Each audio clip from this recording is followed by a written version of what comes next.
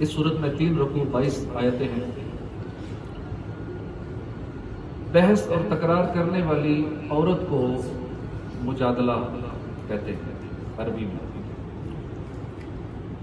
اس صورت کی پہلی آیت میں حضرت خولہ رضی اللہ تعالی عنہ نے حضور کی بارگاہ میں حاضر ہو کر کچھ بحث کی، کچھ تکرار کیا زہار کے مسئلے میں، تو اس مناسبت سے اس صورت کا نام سورہ مجادلہ رکھا گیا۔ اس صورت کا مرکزی مضمون یہ ہے کہ اس میں زہار اور اس کے کفارے سے، زہار کے کفارے سے متعلق اور چند دیگر چیزوں کے بارے میں شرعی احکام بیان کیے گئے ہیں۔ مزید اس صورت میں یہ چیزیں بیان کی گئی۔ اس صورت کی ابتدا میں حضرت خولہ بنت ثعلبہ رضی اللہ عنہ کی زہار کے مسئلے میں ہونے والی بحث اور زہار سے متعلق چند احکام بیان کیے، مجلس کے آداب بیان کیے گئے، مسلمانوں کو اللہ اور اس کے حبیب کے احکامات پر عمل کرنے کی ترغیب دی گئی، نیز علماء دین کی تعریف کی گئی اس صورت میں، اور علماء کے مرتبہ اور مقام کو واضح کیا گیا۔ ان منافقین کی سرزنش کی گئی جو یہودیوں سے محبت کرتے تھے، مسلمانوں کے راز یہودیوں تک پہنچاتے تھے، جھوٹی قسمیں کھاتے تھے، اللہ اور اس کے محبوب سے عداوت رکھتے تھے اور ان کے احکام کی مخالفت کرتے تھے۔ اس صورت کے آخر میں یہ بیان کیا گیا کہ مسلمان کافروں سے محبت نہ رکھیں، اگرچہ وہ ان کے باپ ہی کیوں نہ ہوں، ان کے بیٹے ہی کیوں نہ ہوں، ان کے بھائی کیوں نہ ہوں، ان کے خاندان کے لوگ ہی کیوں نہ ہوں، محبت نہیں رکھنی اگر وہ کافر ہیں۔ اس کے بعد سورہ حشر ہم نے سنی، یہ مدینہ منورہ میں نازل ہوئی، اس میں 3 رکوع ہیں، 24 آیتیں ہیں۔ حشر کا مطلب ہے لوگوں کو اکٹھا کرنا، جمع کرنا، گیدرنگ۔ اس صورت کی دوسری آیت میں بنو نذیر کے یہودیوں کے پہلے حشر، یعنی انہیں اکٹھا کر کے مدینے سے نکال دیے جانے کا ذکر کیا گیا۔ اس مناسبت سے اس صورت کو سورہ حشر کہتے ہیں۔ حضرت معقل بن یسار سے روایت ہے، رسول کریم صلی اللہ علیہ وسلم نے فرمایا، جس نے صبح کے وقت 3 مرتبہ اعوذ باللہ السمیع العلیم من الشیطان الرجیم کہا اور اس کے بعد سورہ حشر کی آخری 3 آیتیں پڑھی، تو اللہ تعالیٰ 70,000 فرشتے مقرر کر دیتا ہے جو اس بندے کے لیے شام تک استغفار کرتے رہتے ہیں، مغفرت کی دعا کرتے ہیں۔ اور مزید کیا فائدہ ہے؟ اگر وہ اس دن انتقال کر جائے، جس نے یوں پڑھا اعوذ باللہ السمیع العلیم من الشیطان الرجیم، یہ بھی جس نے پڑھا اور سورہ حشر کی آخری 3 آیتیں پڑھی، تو اگر وہ اس دن انتقال کر جائے تو وہ شہید کی موت مرے گا، اور جو شام کے وقت یہ پڑھے گا صبح تک یہی معاملہ ہوگا، یہی اس کا مرتبہ ہوگا۔ تو یہ چھوٹا سا عمل ہے، اس پہ عمل شروع کر دیں، آج سے عمل شروع کر دیں، صبح بھی پڑھیں، شام کو بھی پڑھیں اعوذ باللہ السمیع العلیم من الشیطان الرجیم، کتنا آسان ہے۔ اور آخری 3 آیتیں چھوٹی چھوٹی ہیں، وہ بھی زیادہ لمبی چھوٹی نہیں، زبانیں نہیں یاد، دیکھ کے پڑھ لیا کریں۔ اجر کتنا بڑا ہے، ہماری خاطر 70,000 فرشتے ڈیٹیل ہو جائیں گے، ان کی یہی ڈیوٹی ہوگی ہمارے لیے مغفرت کی دعا کرنا، اور اگر موت آ گئی تو انشاءاللہ شہید مریں گے۔ اس صورت کا مرکزی مضمون یہ ہے کہ اس میں بنو نذیر کے یہودیوں کو مدینہ منورہ سے جلا وطن کرنے کے بارے میں بیان کیا گیا اور مسلمانوں کو چند شرعی احکام بتائے گئے، نیز اس صورت میں یہ مضامین بیان کیے گئے۔ اس صورت کی ابتدا میں بتایا گیا کہ انسان، حیوان، نباتات، جماعتات، الغرض کائنات کی ہر چیز، ہر نقص و عیب سے اللہ کی پاکی بیان کرے اور اس کی وحدانیت و قدرت کی گواہی دیتی ہے، اللہ کی عظمت کا اقرار کرتی ہے۔ کائنات کی ہر شے اللہ کی تعریف میں لگی ہوئی ہے، ہمیں سنائی نہیں دیتا، یہ چھت کا چٹکنا، یہ دروازے کا کھلنا بند ہونا، ہلکی سی آواز آتی ہے، یہ پنکھے، یہ پتھر، شجر و حجر، ہر چیز اللہ کی پاکی بیان کرتی ہے۔ فے کے مال کے احکام بیان کیے گئے اور مسلمانوں کو حکم دیا گیا کہ رسول کریم صلی اللہ علیہ وآلہ وسلم جو انہیں عطا فرمائیں وہ چپ کر کے لے لیں، جس سے منع فرما دیں بس اس سے باز رہیں، اللہ سے ڈرتے رہیں۔ اللہ تعالیٰ نے مہاجرین و انصار اور ان کے بعد آنے والے مسلمانوں کی عظمت اور شان بیان فرمائی اور یہ بتایا کہ جو اپنے نفس کے لالچ سے بچا لیا گیا وہی کامیاب ہو گیا۔ منافقوں کی باطنی خباثت ذکر کی گئی اور یہ بتایا گیا کس طرح انہوں نے یہودیوں سے ان کی مدد کرنے کے خفیہ وعدے کیے، کس طرح یہ اپنے وعدوں سے منہ پھیر گئے، نیز ان منافقوں کو شیطان سے تشبیہ دی گئی اور یہ بتایا گیا کہ جس نے شیطان کی باتوں میں آ کر کفر کیا تو وہ اور شیطان دونوں جہنم کی آگ میں ہمیشہ رہیں گے۔ اور یہ منافق تقریباً ہر دور میں ہی ہوتے ہیں، کسی نہ کسی فارم کے اندر ہوتے ہی ہیں، سامنے کچھ ہوتے ہیں پیچھے سے کچھ ہوتے ہیں، سامنے تعریفیں کرتے رہیں گے پیچھے سے جڑیں کاٹتے رہیں گے، پیچھے سے مخالفت کرتے رہیں گے۔ مسلمانوں کو تقوی و پرہیزگاری اختیار کرنے، آخرت کی تیاری کرنے، سابقہ امتوں کے احوال سے عبرت اور نصیحت حاصل کرنے کا حکم دیا گیا اور یہ بتایا گیا کہ دوزخ والے اور جنت والے برابر نہیں ہیں، جنت والے کامیاب ہیں۔ اس صورت کے آخر میں قرآن مجید کی عظمت بیان کی گئی اور اسے نازل کرنے والے رب تعالیٰ کے عظیم اور جلیل اوصاف اور اس کے اسماء حسنہ بیان کیے گئے۔ اس کے بعد سورہ ممتحنہ ہم نے سنی، مدینہ منورہ میں نازل ہوئی، 2 رکوع اس میں 13 آیتیں ہیں۔ اس سورت کا نام سورہ ممتحنہ ہے۔ ایک قول یہ ہے کہ سورت میں اس کا معنی ہوگا کہ عورتوں کا امتحان لینے والی سورت، یعنی دوسرا اس کا نام ممتحنہ اس لیے ہے، دوسرا قول یہ ہے کہ اس میں ان عورتوں کا ذکر ہے کہ جن عورتوں کا امتحان لیا گیا۔ اس سورت کی آیت نمبر 10 کے کلمہ فامتحنوہن سے ماخوذ ہے۔ اس سورت کا مرکزی مضمون یہ ہے کہ اس میں ان مشرکین کے احکام بیان کیے گئے جنہوں نے مسلمانوں سے معاہدہ کیا اور جنہوں نے مسلمانوں سے جنگ نہیں کی، نیز اس میں مکہ مکرمہ سے ہجرت کر کے مدینہ منورہ آنے والی مومنہ عورتوں کے ایمان کا امتحان لینے کا حکم دیا گیا۔ مزید اس میں یہ مضامین بیان ہوئے۔ اس سورت کی ابتدا میں مسلمانوں کو کافروں کے ساتھ دوستی رکھنے سے، کافروں سے محبت کرنے سے منع کر دیا گیا اور انہیں بتایا گیا ہے کہ کفار کو جب بھی موقع ملے گا تو یہ کافر تمہیں نقصان ہی پہنچائیں گے، کوئی کمی نہیں کریں گے نقصان پہنچانے میں۔ اور یہ بھی بتایا گیا کہ قیامت کے دن کافر اولاد، کافر رشتہ دار کوئی فائدہ نہیں دیں گے، بلکہ اس دن ایمان اور نیک اعمال کمائیں گے۔ اس کی مثال کے طور پر ابراہیم علیہ السلام اور ان کے ساتھیوں کی سیرت بیان کی گئی کہ کس طرح انہوں نے اپنی مشرک قوم سے بیزاری کا اظہار کیا تاکہ مسلمان حضرت ابراہیم علیہ السلام کی سیرت کو اپنے لیے مشعل راہ بنائیں۔ یہودیوں اور مشرکوں سے تعلقات کے بارے میں اصول بیان کیے گئے۔ مدینہ منورہ ہجرت کر کے پہنچنے والی مومنہ عورتوں کا امتحان لینے کا حکم دیا گیا اور ان کے بارے میں شرعی حکم بیان کیا گیا۔ اس صورت کے آخر میں مسلمانوں کو یہودیوں کے ساتھ دوستی کرنے سے منع کیا گیا ہے۔ اس کے بعد سورہ صف سنی ہے، یہ مکی صورت ہے، جبکہ حضرت عبداللہ بن عباس اور جمہور مفسرین کے قول کے مطابق مدنی ہے۔ اس میں 2 رکوع 14 آیتیں ہیں۔ صف کا مطلب ہے سیدھی قطار، بالکل اسٹریٹ لائن، اور اس سورت کی آیت نمبر 4 میں مذکور کلمہ ہے صفن، اس نسبت سے اس سورت کا نام سورہ صف رکھا گیا۔ حضرت عبداللہ بن سلام فرماتے ہیں کہ ہم نے اس بات پر مذاکرہ کیا کہ کون حضور کے پاس جا کر یہ پوچھے گا کہ اللہ کی بارگاہ میں کون سا عمل سب سے زیادہ پسندیدہ ہے۔ ابھی ہم میں سے کوئی اپنی جگہ سے اٹھا بھی نہیں تھا کہ حضور نے ہماری طرف ایک شخص بھیجا، اس نے ہمیں جمع کر کے ہمارے سامنے پوری صف کی تلاوت، سورہ صف کی تلاوت کر لی۔ اس صورت کا مرکزی مضمون یہ ہے کہ اس میں دشمنوں کے ساتھ جہاد کرنے کا حکم دیا گیا، مجاہدین کا عظیم ثواب بیان کیا گیا اور مزید یہ مضامین بیان ہوئے۔ اس صورت کی ابتدا میں اللہ کی تسبیح تقدیس بیان کی گئی۔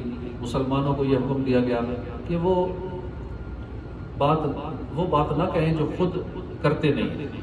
یہ بتایا گیا کہ جو لوگ اللہ کی راہ میں اس طرح صفیں باندھ کر لڑتے ہیں گویا وہ سیسا پلائی دیوار ہے، ان سے اللہ محبت فرماتا ہے۔ اللہ اور اس کے رسول کی نافرمانی کرنے، دین میں تفرقہ بازی سے منع کیا گیا اور بتایا گیا کہ یہ یہودیوں اور عیسائیوں کا طریقہ ہے۔ مسلمانوں کو یہ بشارت دی گئی کہ اللہ نے اپنے حبیب صلی اللہ علیہ وسلم کو ہدایت اور سچے دین کے ساتھ بھیجا ہے اور یہ دین سب دینوں پر غالب ہوگا اگرچہ مشرکوں کو ناپسند ہو۔ مسلمانوں کے سامنے اخروی عذاب سے نجات کا راستہ بیان کیا گیا کہ وہ اللہ اور اس کے رسول پر ایمان رکھیں اور اللہ کی راہ میں اپنے مالوں اپنی جانوں کے ساتھ جہاد کریں۔ اس صورت کے آخر میں مسلمانوں کو اللہ کے دین کا مددگار بننے کا حکم دیا گیا اور ان کے سامنے حضرت عیسیٰ علیہ السلام اور ان کے حواریوں کی ایک مثال بیان کی گئی۔ اس کے بعد سورہ جمعہ ہم نے سنی کہ مدینہ منورہ میں نازل ہوئی، 2 رکوع اس میں 11 آیتیں ہیں۔ 7 دنوں میں سے ایک دن کا نام جمعہ ہے، جمعہ نہیں ہوتا، یہ جمعہ میم پہ پیش ہے۔ جمعہ جمعہ جمعہ، لوگ کہتے ہیں جمعہ، جمعہ نہیں ہوتا، جمعہ۔ اور اس دن سورج ڈھلنے کے بعد جو نماز ادا کی جاتی ہے اسے نماز جمعہ کہتے ہیں۔ اس سورت کی آیت نمبر 9 میں لفظ الجمعہ موجود ہے، اسی مناسبت سے اس سورت کا نام سورہ جمعہ رکھا گیا ہے۔ حضرت عبداللہ بن عباس فرماتے ہیں حضور اکرم صلی اللہ علیہ وسلم جمعہ کی نماز میں سورہ جمعہ اور سورہ منافقون کی تلاوت فرماتے تھے۔ حضرت ابو جعفر فرماتے ہیں حضور جمعہ کی نماز میں سورہ جمعہ اور سورہ منافقین کی تلاوت فرماتے تھے۔ سورہ جمعہ کی تلاوت کے ذریعے مسلمانوں کو بشارت دیتے تھے اور مزید نیک اعمال کرنے پر ابھارتے تھے، جبکہ سورہ منافقون کے ذریعے منافقوں کو مایوس کرتے تھے، ان کی سرزنش فرماتے تھے۔ اس سورت کا مرکزی مضمون یہ کہ اس میں نماز جمعہ کے احکام بیان کیے گئے۔ اس سورت کی ابتدا میں اللہ کی تسبیح تقدیس بیان کی گئی، نبی کریم صلی اللہ علیہ وسلم کی عظمت و شان اور ان کے اوصاف بیان فرمائے گئے۔ یہ بتایا گیا کہ اللہ کا اپنی مخلوق پر یہ بڑا احسان ہے کہ اس نے ان کی ہدایت کے لیے اپنے حبیب کو مبعوث فرمایا۔ تورات کے احکام پر عمل نہ کرنے کی وجہ سے یہودیوں کی مذمت کی گئی۔ یہودیوں سے کہا گیا کہ اگر وہ اللہ کے دوست ہیں تو ذرا موت کی تمنا کریں۔ نیز یہ بتایا گیا کہ وہ کبھی موت کی تمنا نہیں کریں گی، اور یہودی جس موت سے بھاگتے ہیں وہ باہر صورت انہیں آ کر رہے گی۔ سورت کے آخر میں نماز جمعہ کے احکام بیان کیے گئے۔ اس کے بعد سورہ منافقین سنی۔ یہ ساری چھوٹی چھوٹی صورتیں ہیں، کیونکہ زیادہ صورتیں اسی لیے ہوئی ہیں کہ چھوٹی صورتیں ہیں۔ اس صورت میں 2 رکوع ہیں، 11 آیتیں ہیں۔ یہ صورت مدینہ منورہ میں نازل ہوئی۔ اس صورت کی ابتدا میں منافقوں کی صفات بیان کی گئی اور نبی کریم صلی اللہ علیہ وسلم اور مسلمانوں سے متعلق ان کا موقف ذکر کیا گیا۔ اس مناسبت سے اس صورت کا نام سورہ منافقون رکھا گیا۔ اس صورت کا مرکزی مضمون یہ ہے کہ اس میں منافقوں کے نفاق کو ظاہر کیا گیا اور ان کے بارے میں بتایا گیا کہ منافق جھوٹ بولتے ہیں، منافق جھوٹی قسمیں کھاتے ہیں۔ اس صورت کی ابتدا میں بتایا گیا کہ منافق اپنے دلی عقیدے میں ضرور جھوٹے ہیں، اپنی جان بچانے کے لیے انہوں نے اپنی قسموں کو ڈال بنا لیا۔ زبان سے ایمان لانے اور دل سے کفر کرنے کی وجہ سے اللہ نے ان کے دلوں پر مہر لگا دی، جس کی وجہ سے وہ ایمان کی حقیقت کو سمجھ ہی نہیں سکتے۔ مسلمانوں کو بتایا گیا کہ منافق لوگ تمہارے دشمن ہیں، لہٰذا ان سے بچتے رہو۔ یہ بتایا گیا کہ منافقوں کا یہ گمان باطل ہے کہ وہ مدینہ منورہ پہنچ کر مسلمانوں اور ان کے آقا و مولا محمد مصطفیٰ صلی اللہ علیہ وسلم کو مدینے سے نکال دیں گے۔ اس صورت کے آخر میں مسلمانوں کو ترغیب دی گئی کہ وہ اللہ کی اطاعت اور اس کی عبادت کرنے میں مصروف رہیں، اندرونی اور بیرونی دشمنوں سے مقابلے کے لیے اللہ کی راہ میں مال خرچ کریں اور اس میں دیر نہ کریں، کیونکہ موت کا وقت کسی کو معلوم نہیں ہے۔ اللہ کی راہ میں خرچ کرنے میں دیر نہ کریں، جتنا جلدی ہو سکے اللہ کی راہ میں مال دے دیں، موت کا کچھ پتہ نہیں، آج رات کی موت آ جائے۔ سورہ تغابن پھر ہم نے سنی۔ سورہ تغابن مدنیہ ہے۔ بعض مفسرین کا قول ہے کہ آیت نمبر 14 یا ایھا الذین آمنوا ان من ازواجکم سے شروع ہونے والی 3 آیتوں کے علاوہ یہ سورت مکی ہے۔ اس سورت میں 2 رکوع 18 آیتیں ہیں۔ تغابن کا لفظی معنی ہے سیل اینڈ پرچیز، خرید و فروخت وغیرہ میں نقصان پہنچانا، تغابن کرنا۔ یہ قیامت کے دن کا ایک نام بھی تغابن ہے۔ اس سورت کی آیت نمبر 9 میں قیامت کا دن یوم التغابن یعنی نقصان اور خسارے کا دن، اس کا ذکر ہے، اس لیے اسے سورۃ تغابن کہتے ہیں۔ اس کا مرکزی مضمون یہ ہے کہ اس میں عقائد سے متعلق امور بیان کیے گئے۔ اس سورت کی ابتدا میں اللہ کی وہ صفات بیان کی گئی جو اس کے علم اور قدرت اور عظمت پر دلالت کرتی ہیں۔ اللہ کے رسولوں کو ان کے بشر ہونے کی وجہ سے جھٹلانے والی سابقہ امتوں کا انجام بیان کیا گیا، کفار کو ڈرایا گیا، مرنے کے بعد دوبارہ زندہ ہونے کا انکار کرنے والوں سے قسم کے ساتھ فرمایا گیا کہ انہیں ضرور دوبارہ زندہ کیا جائے گا۔ قیامت کے دن کے بارے میں بتایا گیا کہ وہ دن ہارنے والوں کی ہار ظاہر ہونے کا دن ہے۔ یہ بتایا گیا کہ ہر مصیبت اللہ کے حکم سے پہنچتی ہے۔ یہ خبر دی گئی کہ تمہاری بیویوں اور تمہاری اولاد میں سے وہ تمہارے دشمن ہیں جو اللہ کی اطاعت سے روکتے ہیں، تو ان سے احتیاط رکھو۔ سورت کے آخر میں تقویٰ اور پرہیزگاری اختیار کرنے، اللہ کے دین کی سربلندی کے لیے اس کی راہ میں مال خرچ کرنے، بخل اور لالچ سے بچنے کا حکم دیا گیا۔ اللہ کے دین کی سربلندی کی خاطر اپنا مال خرچ کرنے والے نیک لوگوں کو دگنے اجر کی بشارت دی گئی۔ اللہ کے دین کی خاطر جو لوگ مال خرچ کرتے ہیں کہ ان کے مال کی وجہ سے کوئی عالم دین بن جاتا ہے، ان کے مال کی وجہ سے کوئی کسی کو حافظ قرآن بنا دیتا ہے، کوئی کسی کو قرآن پڑھاتا ہے، کوئی کسی کو علم دین سکھاتا ہے، وہ صرف مال خرچ کرتے ہیں، کسی ایک قاری صاحب کی، کسی ایک قاریہ کی، کسی پڑھانے والے کی، پڑھانے والی کی، دین کی خدمت کرنے والی کی، کرنے والے کی خدمت کر دیتے ہیں، اور اس کے بدلے میں وہ آگے جتنے تعلیم کو عام کرتے ہیں، اب اس مال خرچ کرنے والے کو مفت میں ثواب ملتا رہتا ہے۔ اس چیز کا ذکر کیا گیا۔ اس کے بعد سورہ طلاق کا ذکر ہے۔ سورہ طلاق مدنیہ ہے، اس سورت میں 2 رکوع ہیں، 12 آیتیں ہیں۔ نکاح سے عورت شوہر کی پابند ہو جاتی ہے، اس پابندی کے اٹھا دینے کو طلاق کہتے ہیں۔ اس صورت میں چونکہ طلاق اور اس کے بعد کے عدت کے احکام بیان ہوئے، اس لیے اس صورت کا نام سورہ طلاق رکھا گیا ہے۔ اس صورت کا مرکزی مضمون یہ ہے کہ اس میں وہ احکام بیان کیے گئے جن کا تعلق میاں بیوی کی ازدواجی زندگی کے ساتھ ہے۔ اس صورت کی ابتدا میں صحیح طریقے سے طلاق دینے کا طریقہ بتایا گیا، عدت اور رجوع کے مسائل بیان کیے گئے۔ اگر عورت کو طلاق دینی ہو تو پاکی کے دنوں میں اسے طلاق دی جائے، عورت شوہر کے گھر میں اپنی عدت پوری کرے۔ اگر 1 یا 2 طلاقیں دی ہیں تو عدت پوری ہونے سے پہلے بھلائی کے ساتھ عورت سے رجوع کر لیا جائے یا اسے چھوڑ دیا جائے، اور اگر رجوع کیا جائے اس رجوع پر 2 مردوں کو گواہ بنا لیا جائے۔ یہ بتایا گیا ہے کہ وہ عورت جسے بچپنے یا بڑھاپے کی وجہ سے حیض نہ آتا ہو تو اس کی عدت 3 مہینے ہے، اور جو عورت حاملہ ہو اس کی عدت بچہ پیدا ہونے تک ہے۔ شوہر کو حکم دیا گیا کہ وہ عدت ختم ہونے تک اپنی حیثیت کے مطابق عورت کو رعایت دے، خرچہ دے، اور اگر بچے کو دودھ پلانے کی اجرت دینی پڑے تو وہ اجرت بھی دینا شوہر پر لازمی ہے۔ اس صورت کے آخر میں اللہ کے احکام کی مخالفت کرنے والی قوموں پر نازل ہونے والے عذابات کا ذکر کر کے شرعی احکام کی مخالفت کرنے سے ڈرایا گیا۔ نبی کریم صلی اللہ علیہ وسلم کی تشریف آوری کی حکمت بیان کی گئی اور اللہ کی قدرت اور علم کے بارے میں بیان کیا گیا۔ اس کے بعد سورہ تحریم کا ذکر ہے۔ سورہ تحریم مدنیہ ہے، اس صورت میں 2 رکوع 12 آیتیں ہیں۔ تحریم کا معنی ہے کسی چیز کو حرام ٹھہرانا۔ اس صورت کی پہلی آیت میں کلمہ لما تحرم ذکر ہے، اس لیے اس کا نام یہ رکھا گیا۔ اس صورت کا مرکزی مضمون یہ ہے کہ اس میں وہ احکام بیان کیے گئے جن کا تعلق تاجدار رسالت صلی اللہ علیہ وسلم کی اپنی ازواج مطہرات کے ساتھ بعض واقعات سے ہے۔ حضور نے ازواج مطہرات کی خوشنودی کی خاطر اپنے اوپر شہد کھانا یا حضرت ماریہ قبطیہ کو اپنے اوپر حرام کر لیا تھا۔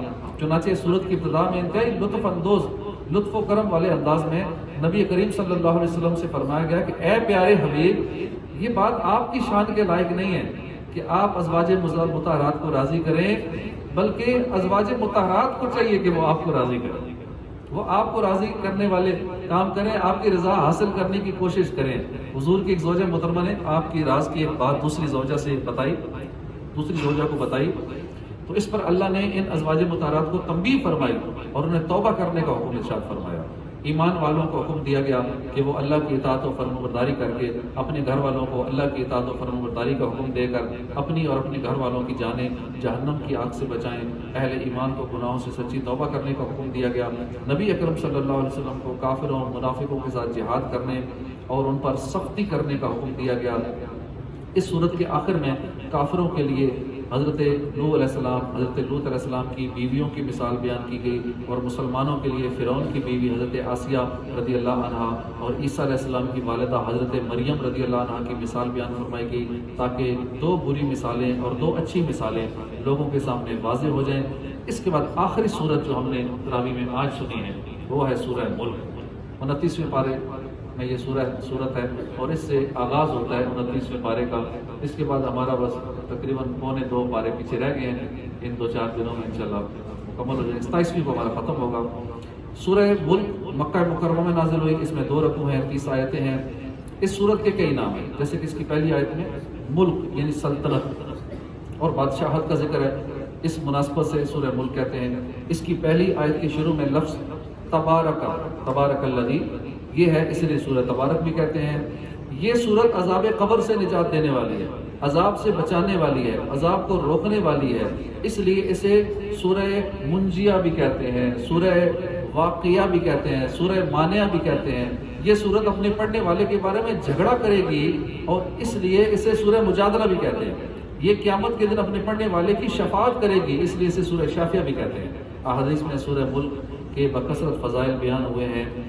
حضرت عبداللہ بن عباس فرماتے ہیں رسول اللہ صلی اللہ علیہ وآلہ وسلم نے کہ حضور کے کسی صحابی نے ایک جگہ خیمہ نصب کیا، وہاں پر قبر تھی، انہیں پتہ نہیں تھا یہاں قبر ہے، اچانک انہیں پتہ چلا کہ یہ قبر ہے اور اس میں ایک آدمی سورہ ملک پڑھ رہا ہے، یہاں تک کہ اس نے سورہ ملک پوری پڑھ لی۔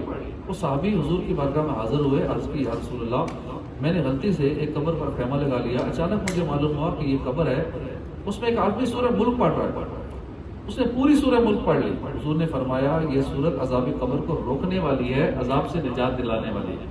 حضرت ابو ہریرہ سے روایت ہے، رسول اکرم صلی اللہ علیہ وسلم نے فرمایا قرآن پاک میں 30 آیتوں کی ایک سورت ہے، وہ اپنی تلاوت کرنے والے کی شفاعت کرے گی یہاں تک کہ اسے بخش دیا جائے گا، اور وہ سورت ہے تبارک الذی بیدہ الملک۔ حضرت عبداللہ بن عباس فرماتے ہیں سورہ تبارک اپنے پڑھنے والے کی طرف سے جھگڑا کرے گی یہاں تک کہ اسے جنت میں داخل کر دے گی۔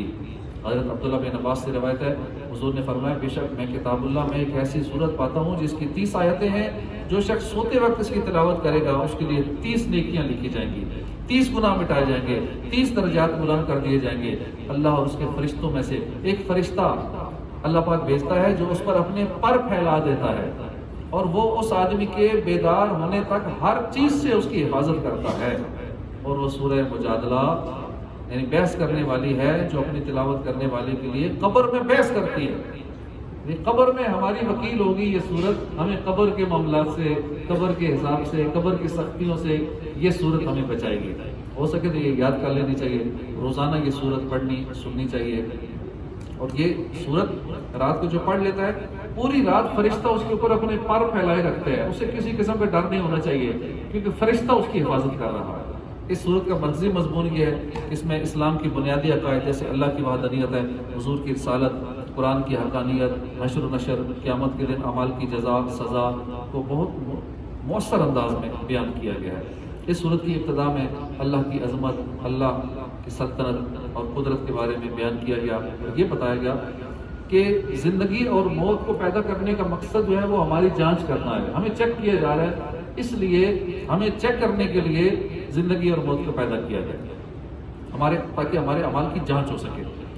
اللہ کی قدرت کے آثار بیان کیے گئے، اس نے کسی سابقہ مثال کے بغیر ایک دوسرے کے اوپر 7 آسمان بنا دیے، اور آسمانوں میں کسی طرح کا کوئی عیب نہیں ہے، آسمانوں کو ستاروں سے ڈیکوریٹ کر دیا، مزین کر دیا، ان ستاروں کے ذریعے آسمان کی طرف چڑھنے والے شیطانوں کو مارا جاتا ہے۔ نیز اس کی قدرت کے آثار میں سے یہ ہے کہ اس نے کافروں کے لیے جہنم کا دردناک عذاب تیار کیا ہے، ایمان والوں کو مغفرت اور عظیم اجر کی بشارت دی ہے۔ یہ بتایا گیا کہ اللہ تعالیٰ ظاہر اور پوشیدہ، کھلی ہوئی چھپی ہوئی ہر بات کو جانتا ہے۔ ان نعمتوں کو بیان کیا گیا جو اللہ نے اپنی مخلوق کو عطا فرمائی ہیں تاکہ وہ اس کی نعمت کو پہچان کر اس کا شکر ادا کریں، اللہ کی وحدانیت کا اقرار کریں۔ کفار مکہ کو اللہ کے عذاب سے ڈرایا گیا اور حضور کو تسلی دی گئی کہ آپ غم زدہ نہ ہوں، یہ آپ کی بات نہیں مانتے، آپ کو جھٹلاتے ہیں، آپ غم زدہ نہ ہوں، کیونکہ ان سے پہلے کافر بھی اپنے انبیاء کے ساتھ ایسا سلوک کر چکے ہیں۔ اس صورت کے آخر میں مومن اور کافر کا حال واضح کرنے کے لیے الٹا چلنے والے اور سیدھا چلنے والے کی ایک مثال بیان فرمائی گئی، اور حضور کو جھٹلانے والوں کو اللہ کے عذاب سے ڈرایا گیا۔ تو ہمیں چاہیے سورہ ملک کو روزانہ پڑھا سنا کرے۔ الحمدللہ یہاں پہ تو ہمارا معمول ہے روزانہ، آج کل ہم مغرب کے بعد سنتے ہیں، تو اللہ پاک اس صورت کے صدقے میں ہماری آخرت اچھی کر دے، قبر کے جتنے معاملات ہیں اللہ پاک اس میں آسانی کرے، کیونکہ پہلا مرحلہ قبر ہی کا ہے، مرنے کے بعد سب سے پہلے قبر ہی میں ڈالتے ہیں، اور وہیں سے جو قبر کے امتحان میں پاس ہو گیا تو اگلے معاملات اس کے لیے آسان ہو جاتے ہیں، جو ادھر ہی پھنس گیا آگے بیچارہ کیا پڑے گا، یہیں سے عذاب کا سلسلہ شروع ہو جائے گا۔ اللہ پاک ہماری آخرت اچھی کرے، آمین بجاہ نبی الامین صلی اللہ علیہ وسلم۔